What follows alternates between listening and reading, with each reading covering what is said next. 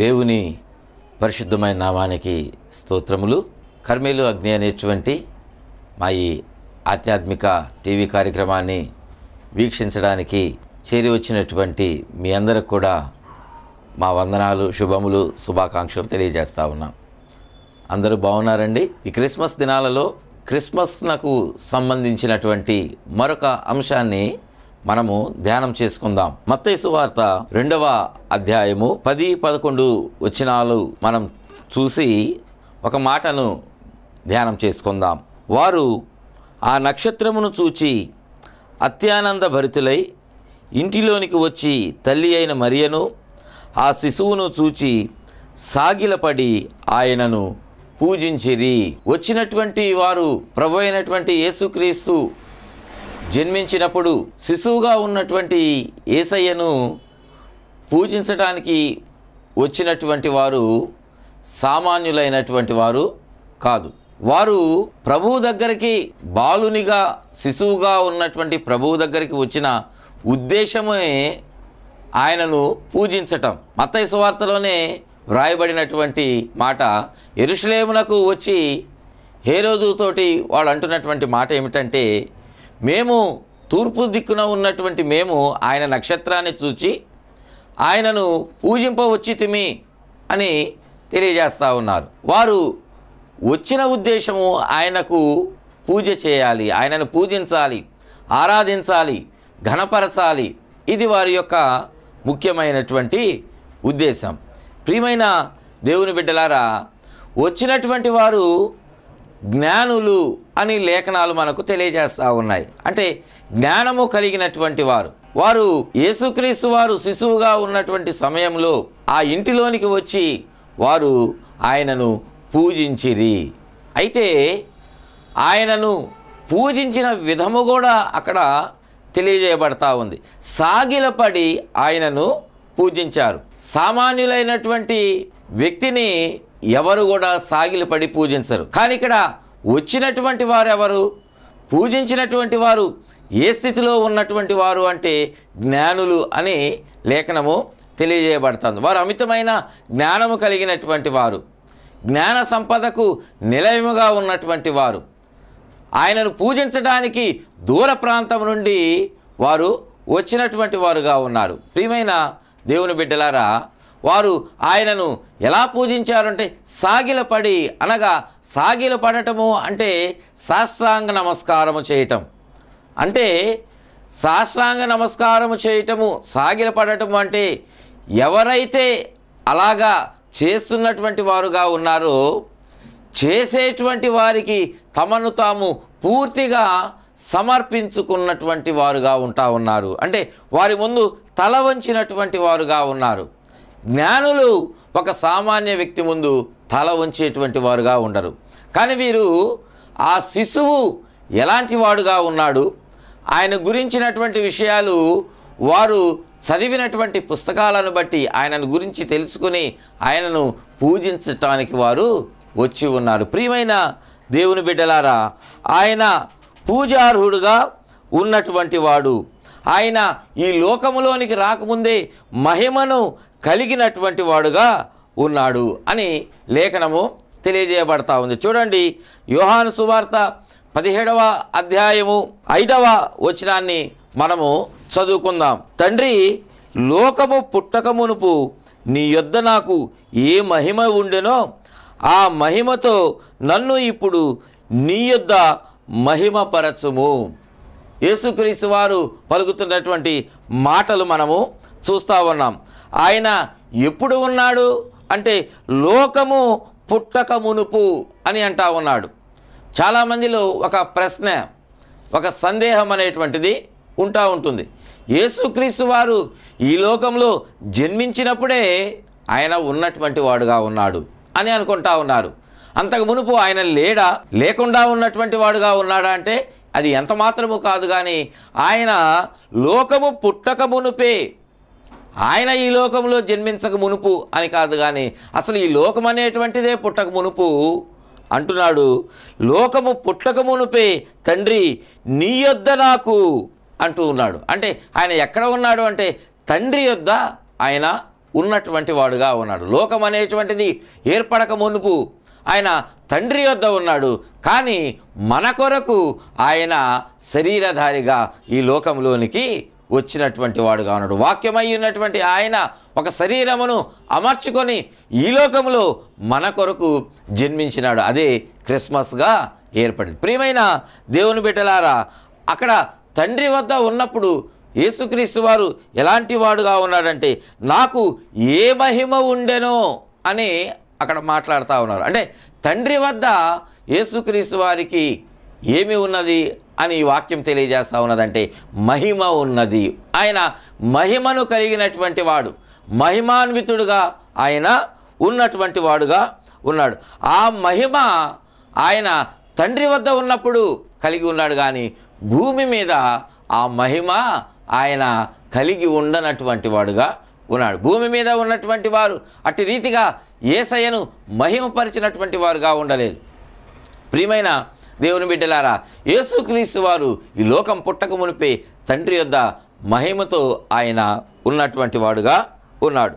అయితే అటువంటి యేసు తండ్రి సన్నిధిలో మహిమను కలిగినటువంటి వాడు, దేవదూతల చేత నిత్యము ఆరాధించబడుతున్నటువంటి వాడు, జ్యేష్ఠుడుగా ఉన్నటువంటి వాడు, ఆయన ఆది సంభూతుడుగా ఉన్నటువంటి ప్రభు అయినటువంటి యేసుక్రీస్తు వారు తండ్రి యొక్క జనితైక కుమారుడుగా ఉన్నటువంటి ఆయన ఈ లోకానికి మనలను రక్షించడానికి ఆయన వచ్చినటువంటి వాడుగా ఉన్నాడు. ఆయన జన్మ ఆశ్చర్యము, ఆయన జననం అనేటువంటిది ఆశ్చర్యముగా కనిపిస్తోంది. ప్రియమైన దేవుని బిడ్డలారా, మనం చదివినటువంటి యొక్క మూలవాక్య భాగంలో మన అంశము ఆయనను జ్ఞానులు పూజించినటువంటి వారుగా ఉన్నారు అని చూసాం. అయితే యేసయ్యను, బాలయేసుని వారు పూజించడానికి కారణం ఏంటి అనేటువంటి మాటలు మనము ధ్యానం చేసుకుందాం. ఎందుకు ఆయనను పూజించారు, ఎందుకు ఆయన కొరకు వారు అంత దూరం నుండి ప్రయాసతో వచ్చి ఆయనకు సాగిలపడి వారు నమస్కారం చేసి ఎందుకు పూజించారు, ఆయన పూజార్హుడుగా వారికి ఎలా కనిపించాడు, ఆ మాటలను మనము ధ్యానం చేసుకుందాం. ప్రియమైన దేవుని బిడ్డలారా, యెషయా ప్రవక్త ఆయనను ఆశ్చర్యకరుడు అని తెలియజేశాడు. ఆయన ఆశ్చర్యకరుడైనటువంటి దేవుడు, ఆశ్చర్యకరుడుగా ఉన్నటువంటి వాడు పూజార్హుడుగా కనిపిస్తూ ఉన్నాడు జ్ఞానులకు. అయితే ఆయన ఆశ్చర్యకరుడు అని ఎందుకు పిలువబడ్డాడు? మొదట ఈ మాటను క్లుప్తంగా మనం ధ్యానం చేసుకుందాం. ఆయన ఎందుకు ఆశ్చర్యకరుడుగా ఉన్నాడు? ఈ లోకంలో ఆయన చేసినటువంటి అద్భుతాలను బట్టి ఆయన ఆశ్చర్యకరుడుగా ఉన్నాడా? చనిపోయినటువంటి వారిని లేపినటువంటి వాడుగా యేసుక్రీస్తు వారు ఉండటాన్ని బట్టి ఆయన ఆశ్చర్యకరుడు అనేటువంటి పేరుని సార్థకం చేసుకున్నాడా? ఆయనకు ఆ బిరుదు అనేటువంటిది ఏర్పడిందా? ప్రియమైన దేవుని బిడ్డలారా, ఒకవేళ యేసుక్రీస్తు వారు నీళ్ల మీద నడిచాడు అనేటువంటి మాటను బట్టి ఆయన ఆశ్చర్యకరుడు అని మనము అనుకుంటా ఉన్నామా? చాలామంది యేసయ్య ఆశ్చర్యకరుడు అని ఇలాగా అనుకుంటా ఉన్నారు. ఈ దినాలలో ఆయన చేసినటువంటి అద్భుతాలను బట్టి, ఆయన నడిచినటువంటి నడకను బట్టి, నడతను బట్టి, ఆయన ఈ లోకంలో ఉన్నటువంటి సమయంలో శరీరధారిగా నివసించిన సమయంలో ఆయన చూపించినటువంటి కార్యాలను బట్టి ఆశ్చర్యకరమైనటువంటి రీతిగా అవన్నీ ఉండటాన్ని బట్టి ఆయన ఆశ్చర్యకరుడు అని అనుకుంటా ఉన్నారు. అయితే మీరు అలా అనుకుంటా ఉన్నారా? ప్రియమైన దేవుని బిడ్డలారా, ఆయన సర్వలోకమును సృష్టించినటువంటి సృష్టికర్త, సమస్తమును తన చేతిలో పెట్టుకొనగలిగినటువంటి బలవంతుడు. అటువంటి దేవుడు ఈ కార్యాలన్నీ చేశాడు అంటే అవన్నీ ఆశ్చర్యకరము ఎంత మాత్రము కానే కాదు. సృష్టికర్త అయినటువంటి దేవుడు నరుని సృష్టించినటువంటి వాడు. ఆ నరుడు చనిపోతే లాజరు బయటికి రాని పిలవగానే లాజరు మరి ప్రాణముతో బయటికి వచ్చినటువంటి వాడుగా ఉన్నాడు. చనిపోయినటువంటి లాజరు తిరిగి బయటికి వచ్చినటువంటి వాడుగా ఉన్నాడు. ప్రేత వస్త్రాలతో చుట్టబడినటువంటి లాజరు ప్రభు అయినటువంటి యేసుక్రీస్తు వారి యొక్క మాట విని బయటకు రావటము ఆశ్చర్యము ఎంత మాత్రమూ కూడా కాదు. ఎందుకంటే ప్రియమైన దేవుని బిడ్డలారా, ఆయన సర్వశక్తిమంతుడు, నరునికి ప్రాణమునిచ్చినటువంటి వాడుగా ఉన్నాడు.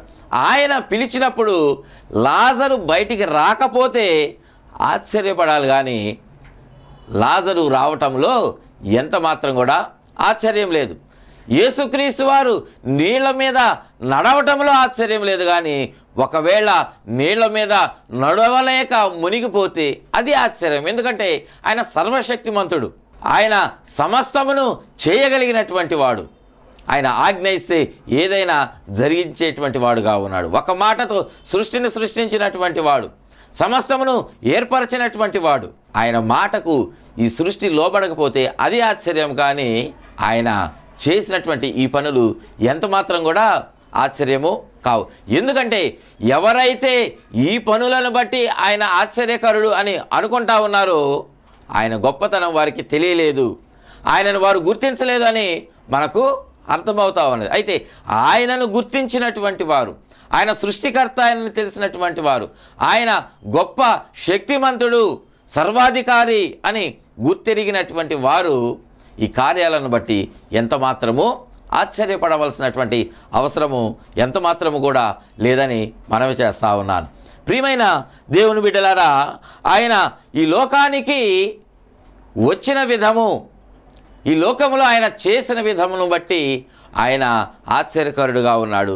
అందును బట్టి ఈ యొక్క జ్ఞానులు ఆయనను పూజించడానికి వచ్చినటువంటి వారుగా ఉన్నారు. మరొక మాట మనము చదువుకున్నట్లయితే యేసుక్రీస్తు వారు ఈ లోకంలో ఎలా వచ్చారు, ఎలా ఉన్నారు అంటే చూడండి, ఫిలిప్పీలకు వ్రాసినటువంటి పత్రిక 2వ అధ్యాయము 6వ వచనాన్ని మనము ధ్యానము కోసం ఈ మాటను ఇప్పుడు చదువుకుందాం. ఆ లేఖనాన్ని మనము చదివినట్లయితే, ఆయన దేవుని స్వరూపము కలిగిన వాడై ఉండి దేవునితో సమానముగా ఉండుట విడిచిపెట్టకూడని భాగ్యమని ఎంచుకొనలేదు, కానీ మనుషుల పోలికగా పుట్టి దాసుని స్వరూపము ధరించుకొని తన్ను తానే రిక్తునిగా చేసుకొనెను. ప్రియమైన దేవుని బిడ్డలారా, అపోస్తుడైన పౌలు ఫిలిప్పీ సంఘానికి లేఖ వ్రాసు ఒక వాస్తవమైనటువంటి మాటను పరిశుద్ధాత్మ చేత ప్రేరేపించబడినటువంటి వాడుగా ఉండి తెలియజేస్తూ ఉన్నాడు. యేసుక్రీస్తు వారు ఎలాంటి వాడుగా ఉన్నారు అని ఇక్కడ తెలియజేయబడతా ఉన్నది. అంటే యేసుక్రీస్తు వారు ఆయన దేవుని స్వరూపమును కలిగిన వాడుగా ఉండి, ఆయన దేవుని యొక్క స్వరూపమును ఎలా ఉన్నదో అదే స్వరూపాన్ని ఈయన కూడా కలిగినటువంటి వాడుగా ఉన్నాడు. దేవుని స్వరూపమును కలిగినటువంటి వాడుగా ఉండి దేవునితో సమానముగా ఉండుట విడిచిపెట్టకూడని భాగ్యమని ఎంచుకోలేదు, కానీ దేవునితోటి సమానముగా ఉన్నటువంటి ఆయన ఏం చేశాడంట, ఆ యొక్క భాగ్యాన్ని, దేవునితో సమానముగా ఉండటము నాకు అక్కర్లేదు అని అనుకొని దానిని ఆయన విడిచిపెట్టి ఈ లోకానికి వచ్చాడు.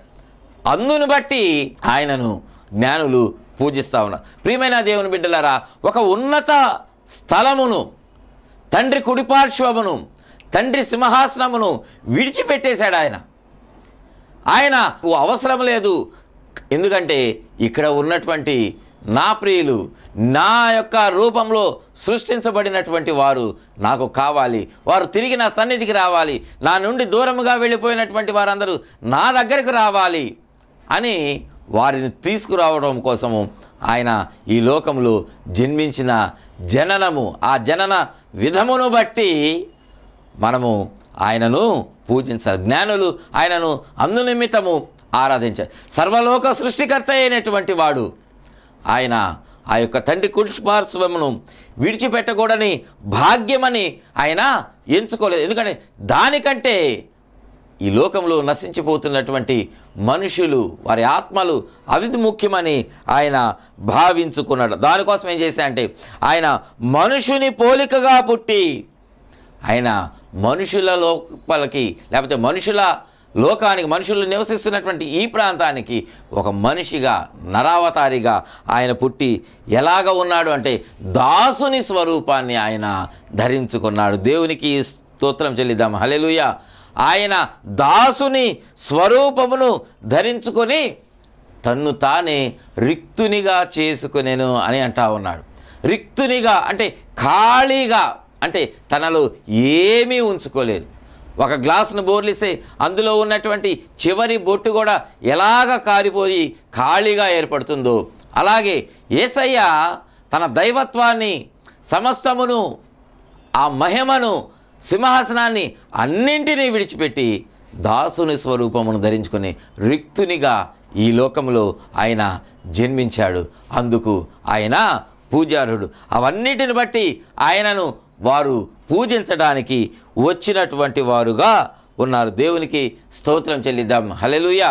ఆయన బలిగా ఈ లోకానికి వచ్చినటువంటి వాడుగా ఉన్నాడు. బలి అవ్వడానికి వచ్చినటువంటి వాడుగా ఉన్నాడు. చూడండి, లేఖనంలో మనము చూసినట్లయితే యోహాను సువార్త 13వ అధ్యాయము 1వ వచనాన్ని మనము చదువుకుందాం. తాను ఈ లోకము నుండి తండ్రి యొద్దకు వెళ్ళవలసిన గడియ వచ్చినని యేసు పస్కా పండుగకు ముందే ఎరిగిన వాడై లోకములోనున్న తన వారిని ప్రేమించి వారిని అంతము వరకు ప్రేమించెను. ప్రియమైన దేవుని బిడ్డలారా, ఇక్కడ అపోస్తులైనటువంటి యోహాను రాసినటువంటి పత్రికలో ఒక ప్రాముఖ్యమైనటువంటి మాటను తెలియజేస్తూ ఉన్నాడు. తాను ఈ లోకము నుండి తండ్రి యొద్దకు వెళ్ళవలసిన గడియ వచ్చిందని యేసయ్య ముందే ఎరిగినటువంటి వాడుగా ఉన్నాడు. ఈ పస్కా పండుగకు ముందే ఎరిగిన వాడై లోకములో ఉన్న తన వారిని ప్రేమించెను. లోకంలో ఉన్నటువంటి వారిని ఆయన ఎప్పుడు ప్రేమించాడు అంటే తాను చనిపోబోతా ఉన్నాను అన్నటువంటి సంగతి ముందే ఎరిగినటువంటి వాడు. ఆయన ఈ లోకానికి వచ్చినాక ఆయన సిలువ వేయబడతాడు అనేటువంటి విషయము ఆయనకు తెలిసింది అని మనం అనుకోకూడదు. ఈ లోకానికి వచ్చిన తర్వాత సిలువ యాగము అప్పటికప్పుడు ఏర్పడింది అని మనము అనుకోవటము పొరపాటు. ప్రియమైన దేవుని బిడ్డలారా, మనము యేసుక్రీస్తు వారు ఈ లోకానికి రావటానికి మునుపే ఆయన సమస్తము కూడా ముందే ఎరిగినటువంటి వాడుగా ఉన్నాడు అనే విషయాన్ని గుర్తుంచుకోవాలి. ఆయన ముందే ఎరిగి నేను సిలువ యాగం చేయబోతా ఉన్నాను, సిలువలో చనిపోతా ఉన్నాను, వ్రేలాడబోతా ఉన్నాను, నా యొక్క శరీరము దున్నబడతా ఉన్నది, వీపు దున్నబడతా ఉన్నది, గాయాలు అవ్వబోతా ఉన్నాయి, ముండ్ల కిరీటాన్ని ధరించుకోబోతా ఉన్నాను, సమస్తము ఆయన ముందే ఎరిగి కూడా ఎవరైతే ఆ సిలువ శిక్ష వేస్తూ ఉన్నారో వారందరినీ కూడా ఆయన ప్రేమించినటువంటి వాడుగా ఉన్నాడు. ఆయన ప్రేమ చాలా గొప్పగా కనిపిస్తూ ఉంది. ప్రియమైన దేవుని బిడ్డలారా, ఆయన ఈ లోకంలో ఉన్న వారిని ఎలా ప్రేమించాడు అంటే అంతము వరకు ప్రేమించను. అంతము వరకు అనేటువంటి మాటకు పుట్టినోట్లు అక్కడ వ్రాయబడి ఉన్నది. సంపూర్ణముగా ప్రేమించెను. దేవునికి స్తోత్రం చెల్లిద్దాం. హల్లెలూయా. ఆయన ప్రేమ సంపూర్ణమైనది. ఆయన యొక్క ప్రేమ ఏమాత్రము కూడా కుదువ లేకుండా ఉన్నటువంటిది. సంపూర్ణమైన ప్రేమను ఆయన ప్రతి ఒక్కరి మీద చూపించాడు. ఆయనను ప్రేమించినటువంటి వారి మీద మాత్రమే కాదు, ఆయనను గౌరవించినటువంటి వారి మీద మాత్రమే కాదు, కానీ ఆయనను ఎగతాళి చేసినటువంటి వారి మీద, సిలువ శిక్ష వేసినటువంటి వారి మీద, సిలువకు అప్పగించినటువంటి వారి మీద కూడా ఆయన అలాగే చూపించినటువంటి వాడుగా ఉన్నాడు, అలాగే చేసినటువంటి వాడుగా ఉన్నాడు. ప్రియమైన దేవుని బిడ్డలారా, ఆయన సంపూర్తిగా ప్రేమించాడు. అందుకే ఆ ప్రేమ తనను ముద్దు పెట్టుకొని సైనికులకు అప్పగించినటువంటి ఇస్కరియోతు యూదా మీద కూడా అదే ప్రేమను చూపించాడు. ఒక మాట మనం చూసినట్లయితే మత్తయి సువార్త 26వ అధ్యాయము 50వ వచనములో ప్రభు అయినటువంటి యేసుక్రీస్తు వారిని సిలువకు అప్పగింపబడక మునుపు ఆ యొక్క సైనికులను తీసుకొని ఇస్కరియోతు యూదా యేసయ్యను పట్టించడానికి సిద్ధపడ్డాడు. అయితే ఆ సమయంలో కూడా, ఆ అర్ధరాత్రి సమయంలో కూడా ఇస్కరియోతు యూదా యేసయ్యను ముద్దు పెట్టుకొని సైనికులకు అప్పగించడానికి వచ్చినప్పుడు ప్రభు అయినటువంటి యేసుక్రీస్తు వారు యూదాని ఏమని సంబోధిస్తూ ఉన్నాడో ఇక్కడ లేఖనములో తెలియజేయబడింది. మత్తయి సువార్త 26వ అధ్యాయం 50వ వచనంలో ఈ మాట తెలియజేయబడింది. యేసు ఏమంటూ ఉన్నా అంటే చెలికాడా అని పిలుస్తాను, నా స్నేహితుడా అని యూదాని పిలుస్తూ ఉన్నాడు. ఎంత ఆశ్చర్యము! తనను అప్పగించడానికి కపటమైనటువంటి ముద్దును పెడుతున్నటువంటి యూదాను కూడా స్నేహితుడా, చెలికాడా అని ఆయన సంబోధిస్తూ ఉన్నాడు. ఆయన ముందే ఎరిగినటువంటి వాడు. యూదా అప్పగిస్తాడని ముందే ఆయన ఎరిగినటువంటి వాడుగా, ఆయన తెలిసినటువంటి వాడుగా ఉన్నాడు. అయినప్పటికీ కూడా ఆయన చెలికాడ అని యూదాను పిలుస్తూ ఉన్నాడు. ప్రియమైన దేవుని బిడ్డలారా, ఆయన యూదాను కూడా సంపూర్ణముగా ఆయన ప్రేమించినటువంటి వాడుగా ఉన్నాడు.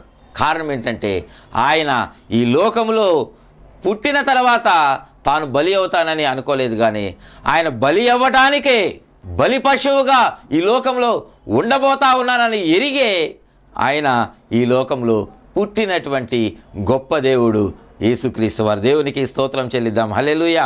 మన కొరకు, సమస్త మానవాళి కొరకు ఆయన బలి అవ్వటానికి ఈ లోకంలో పుట్టినటువంటి వాడుగా ఉన్నాడు. సమస్తము ముందే ఎరిగినటువంటి వాడుగా ఉన్నాడు.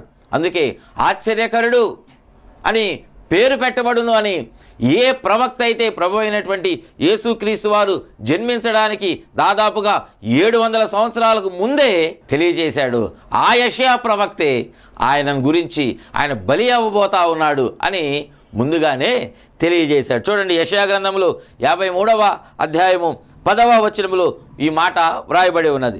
అతడు తన్ను తానే అపరాధ పరిహారార్థ బలి చేయగా, తన్ను తానే, ప్రియమైన దేవుని బిడ్డలారా, తనకు తానుగానే అపరాధ పరిహారార్థ బలిగా ఆయన చేయబడుతున్నటువంటి వాడుగా ఉన్నాడు. అంతేగాని చాలామంది అనుకుంటారు యేసయ్యను పట్టుకొని బలవంతంగా సిలువ వేశారు, ఆయన మీద ఆ నేరారోపణ చేయబడి అందునిమిత్తమైన శిక్ష విధించబడింది అని అనుకుంటా ఉన్నారు. కానీ ప్రియమైన దేవుని బిడ్డలారా, అలా చేయబడతారు. అలా చేయబడటానికి ఆయన ఈ లోకంలో జన్మించాడు.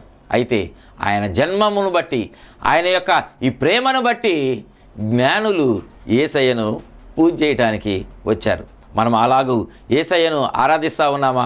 మన ముందు ఎన్నో క్రిస్మస్ దినాలు గడిచిపోయాయి. మన జీవితంలో ఎన్నో క్రిస్మస్ పండుగలను మనము చేసుకుంటా ఉన్నాం, మన గృహాలలో జరిపించుకుంటా ఉన్నాం, ఘనముగా చేసుకున్నాం క్రిస్మస్ అని చెప్పేసి మనము అనుకుంటా ఉన్నాం. చాలామంది మేము ఘనముగా ఆచరించాం. ప్రియమైన దేవుని బిడ్డలారా, ఆ ఘనత, ఆయనను పూజించవలసినటువంటి విధము మన ఇంటిని శుభ్రం చేసుకోవటము, మన ఒంటిని శుభ్రం చేసుకోవటం కాదు, కానీ మన ఆత్మను శుభ్రం చేసుకుంటే, ఆయన రక్తములో మన ఆత్మ కడగబడితే, మన పాపాలు కడగబడితే, పరిశుద్ధతను మనం ధరించుకుంటే, అప్పుడు మన యొక్క ఆ యొక్క క్రియను బట్టి, మనము యేసయ్యను వెంబడిస్తున్నటువంటి విధమును బట్టి ఆయనను ఘనపరిచినటువంటి వారముగా ఉంటాం. కానీ ఈ లోక ఘనత కొరకు మనం క్రిస్మస్ పండుగ చేసుకుంటే దానివల్ల మన ఆత్మకు ఏమీ కూడా ప్రయోజనం లేదు. ప్రియమైన దేవుని బిడ్డలారా, గడిచినటువంటి క్రిస్మస్ దినాలు మీరు ఎలా గడిపారో, ఎలాగా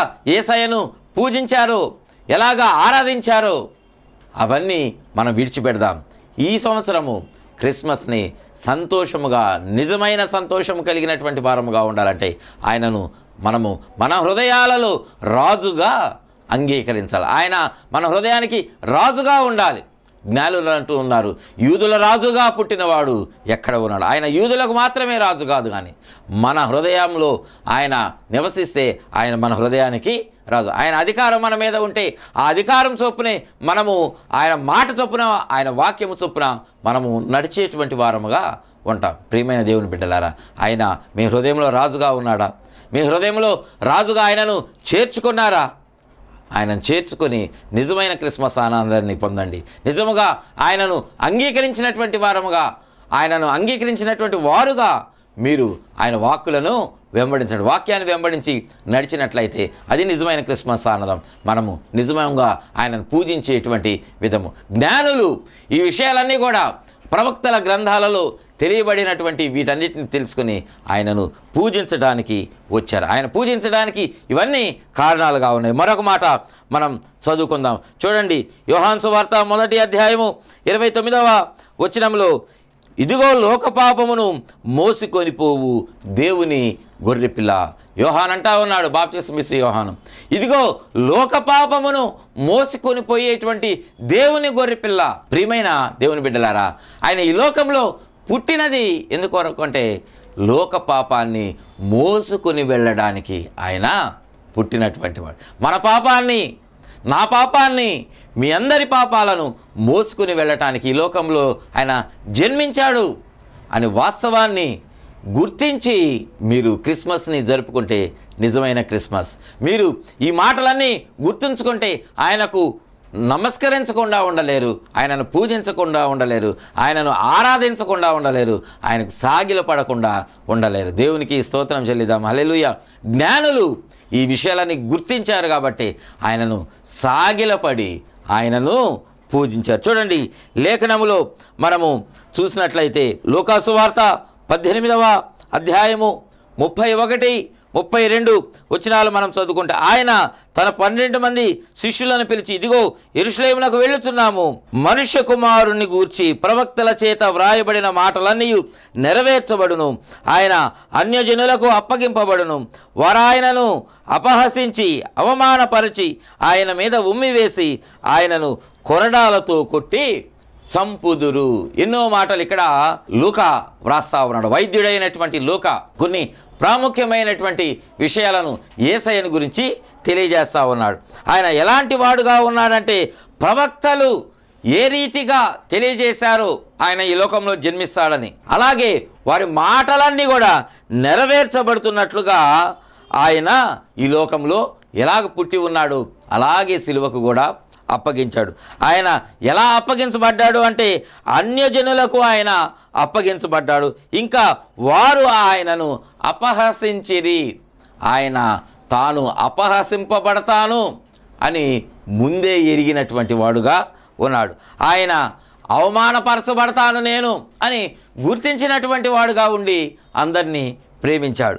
ఆయన ఇంకా తన మీద అందరూ ఉమ్మివేస్తారు అని గుర్తెరిగి కూడా ఆయన వారిని ప్రేమించి సిలువలో అంటున్నాడు, తండ్రి వీరేమి చేయిస్తున్నారు వీరెరుగరు కనుక వీరిని క్షమించు అంటూ ఉన్నారు. కొరడాలతో కొట్టబడతానని కూడా ఎరిగి ఆయన ప్రేమించినటువంటి వాడుగా ఉన్నాడు. ప్రియమైన దేవుని బిడ్డలారా, ఈ కారణాలన్నిటిని బట్టి వారు ఆయనను పూజిస్తూ ఉన్నారు. అయితే ఈ కారణాలను మనము తెలుసుకోకుండా, ధ్యానం చేసుకోకుండా క్రిస్మస్లను మనం జరుపుకుంటా ఉన్నాం. మనము ఎన్నో పండుగలను క్రిస్మస్ అంటే ఒక క్రైస్తవుల పండుగ అనుకుంటా ఉన్నారు, కానీ క్రీస్తును ఆరాధించాలి అనేటువంటి విషయాన్ని మరచిపోతూ ఉన్నారు. ప్రియమైన దేవుని బిడ్డలారా, ఆయన ఈ లోకంలో పుట్టడము గొప్ప కాదు, కానీ ఆయన భూమి మీదకు, ఈ లోకంలో ఆయన చేసినటువంటి కార్యాలు గొప్ప కాదు, కానీ ఆయన భూమి మీదకు రావడమే గొప్ప కార్యంగా ఉన్నది.